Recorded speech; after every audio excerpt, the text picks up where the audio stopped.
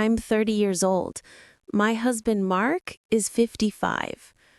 My father is 53. The first time I brought Mark home for dinner, my father didn't just disapprove.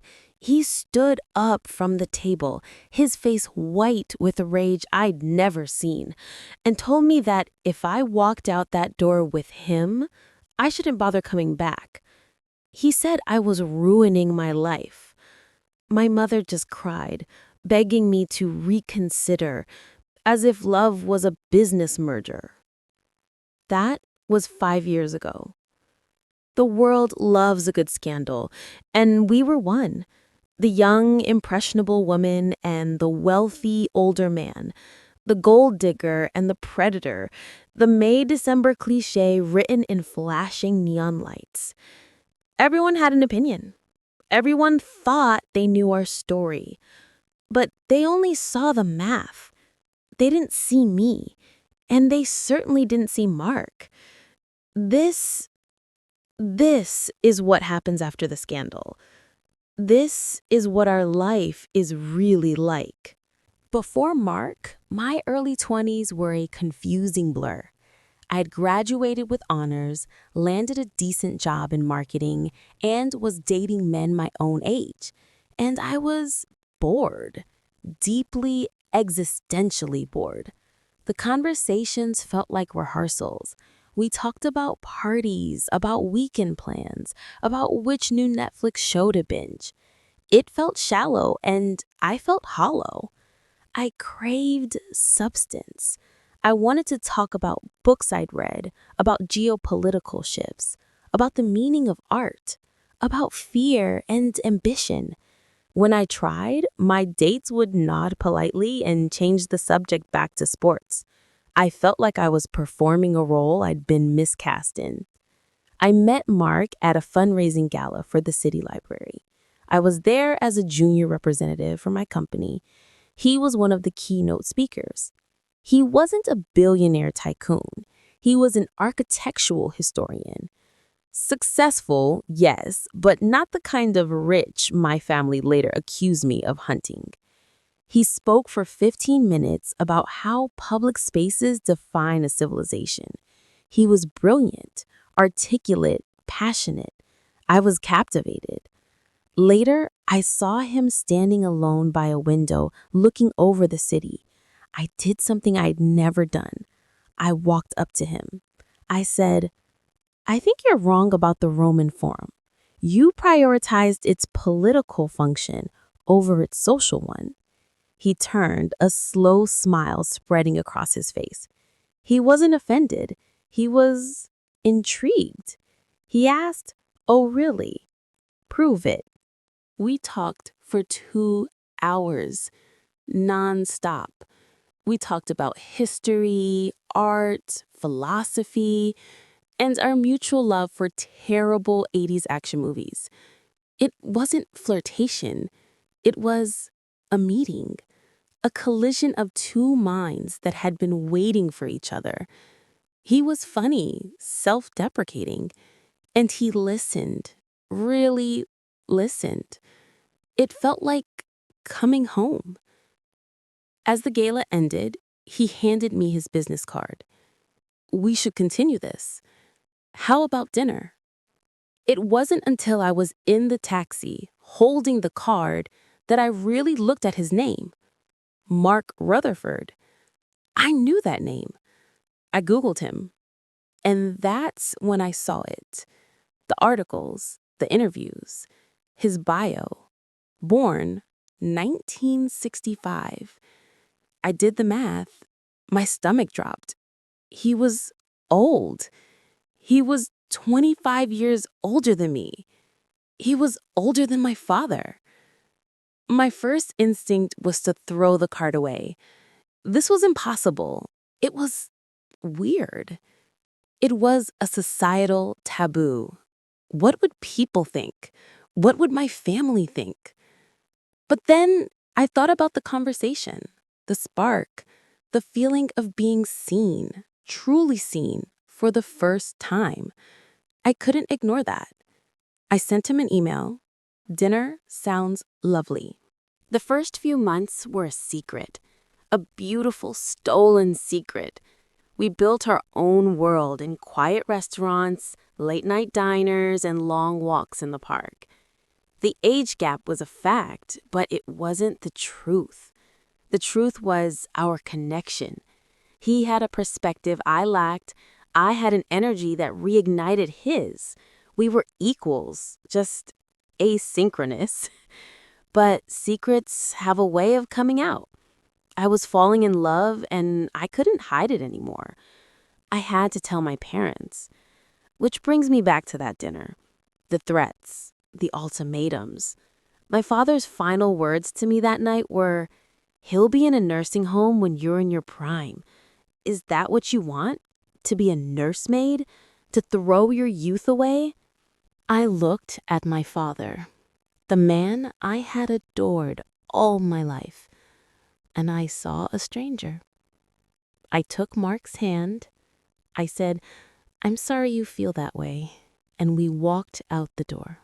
The us against the world narrative sounds romantic in movies. In real life, it's just isolating.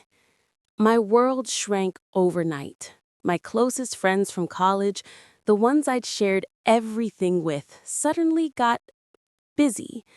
Lunches were canceled, texts went unanswered. When I did pin one of them down, the conversation was strained. "Are you happy?"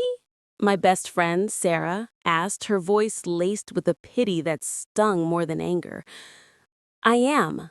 Very," I said. "But, Anna, isn't it weird? What do you even talk about?" "Everything," I said. She just nodded, that same pitiful look. "Well, as long as you're happy." She never asked about him again. We stopped talking 6 months later. I was 25, and I was grieving the loss of my friends and my family, all while trying to build a new life with the man I loved. It was the loneliest I've ever been. And then there was his world. Mark had been married before. His first wife had passed away from cancer a decade earlier. He had 2 children, a son, 32, and a daughter, 29. Yes, his daughter was 4 years older than me. The first time I met them, at Mark's beautiful, quiet home, was a masterclass in passive aggression. "So, Anna," his son, David, said, swirling his wine, "you work in marketing. How fascinating. Small campaigns, I assume?" "I'm a digital strategist," I replied, my voice tighter than I wanted. Right. Dad always did have a soft spot for ambition." His daughter Emily was worse. She was polite, chillingly polite. She called me Anna with a perfect plastic smile, but her eyes looked at me like I was a cockroach that had wandered onto her pristine carpet. To them, I wasn't a person. I was a line item in their father's will. I was the young, manipulative usurper who had bewitched their grieving father. They didn't see the man I knew, the vibrant, brilliant man who had just beaten me at tennis that morning. They saw a fading asset they needed to protect. The public was no better. The daily paper cuts, the stares in restaurants, the waiter who hands Mark the bill and says to me, "And anything else for you, sir, and your daughter?" The hotel clerk who asks if we need 2 separate key cards. The woman at the grocery store who sees him put his arm around my waist and gives me a look of such profound disgust, I want to disappear. You learn to build a thick skin. You learn to laugh it off. You perfect the "we're together" smile, but it chips away at you. Every stare, every whisper is a small voice saying, "You are wrong. Your love is invalid." The breaking point came about a year in. It was Mark's 51st birthday. I'd planned a surprise dinner at our favorite restaurant. I'd even invited his children, hoping to bridge the gap. They came, and they brought a guest, a lawyer. "Happy birthday, Dad," David said, sliding a stack of papers across the table. "We just want to make sure your assets are properly managed for your legacy." They were trying to get him to sign papers, limiting my access, questioning his mental capacity. In front of me, on his birthday, I saw the color drained from Mark's face, the humiliation, the betrayal. I stood up. My hands were shaking. "Get out." "I beg your pardon?" Emily said. "Get out of our home." I spent the rest of that night holding Mark as he cried, not for the money, but for the loss of his children. In that moment, everything crystallized. This wasn't a game. This wasn't a phase. This was the life we had chosen. And it was us against everyone. That night, our bond wasn't just forged, it was welded. 5 years have passed. We're married. My father still doesn't speak to me, though my mother sends secret, tearful texts. Mark's children are civil at Christmas, but we survived. We built a life. And in these 5 years, I've heard every assumption in the book. So let's talk about them. Let's talk about the reality. Myth number 1, it's all about the money. This is the laziest, most common assumption. That I'm a gold digger? Yes, Mark is comfortable. He's worked hard his entire life.